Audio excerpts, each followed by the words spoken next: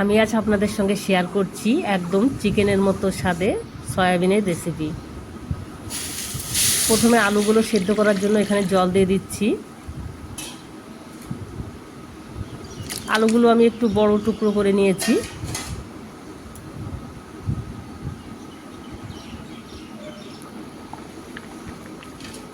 এবারে সয়াবিনগুলো দিয়ে দিচ্ছি। সয়াবিনগুলো আমি 1 মিনিটের মতো সেদ্ধ করে নেব।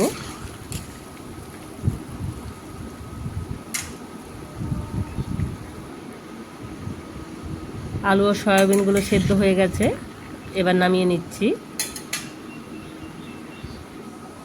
রান্নাটার জন্য এখানে আমার লাগবে গোটা জিরে, লঙ্কা, 2টো টমেটো, আদা আর পেঁয়াজ।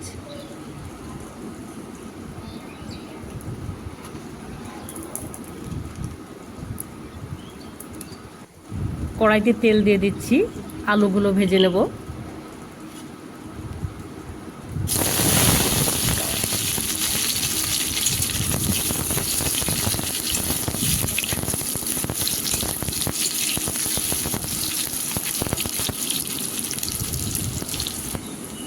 আলুটাকে কিন্তু খুব ভালো করে ব্রাউন কালার করে ভেজে নিতে হবে। এবারে সয়াবিনগুলো ভেজে নেব।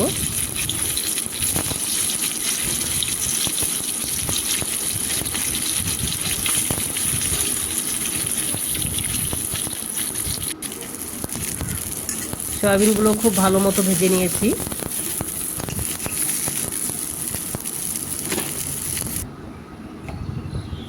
ফোড়নে দিয়ে দিচ্ছি গোটা জিরে,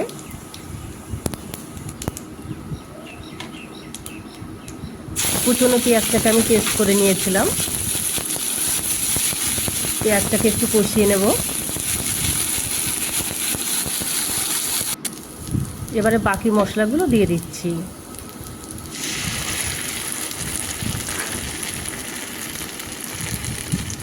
এখানে আদা, জিরে, টমেটো, লঙ্কা সব কিছুকে একসঙ্গে পেস্ট করে নিয়েছি।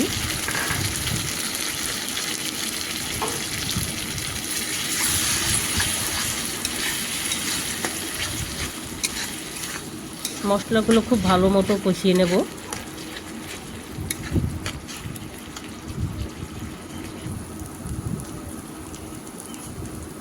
দিয়ে দিচ্ছি 3টে তেজপাতা, 1 চামচ লবণ,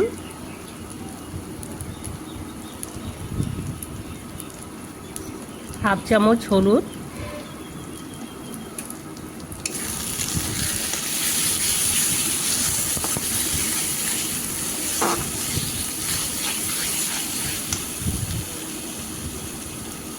একটু গরম জল দিয়ে আরও 2-3 মিনিটের মতো কষিয়ে নেব।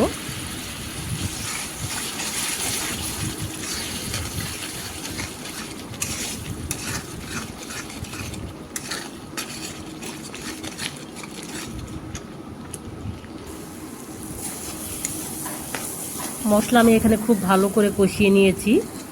এবারে ভেজে রাখা আলু আর সয়াবিনটা দিয়ে দিচ্ছি। আলু আর সয়াবিনটা দেওয়ার পর আরও 2-3 মিনিটের মতো নেড়ে দেব।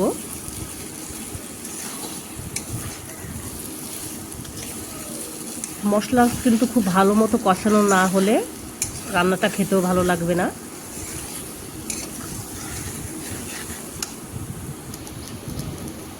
এবারে দিয়ে দিচ্ছি ঝোলের জন্য গরম জল।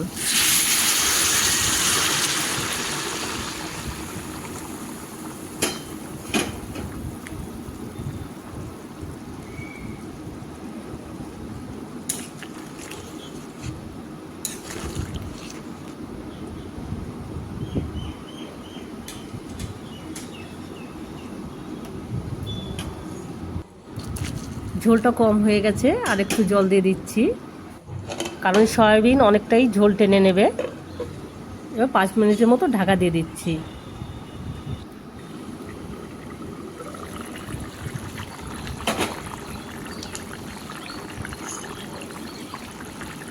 এবার দিয়ে দিচ্ছি গরম মশলা,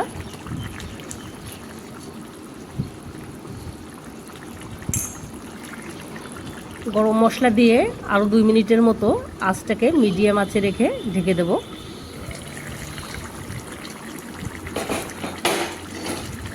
রান্নাটা হয়ে গেছে, এবার নামিয়ে নিচ্ছি।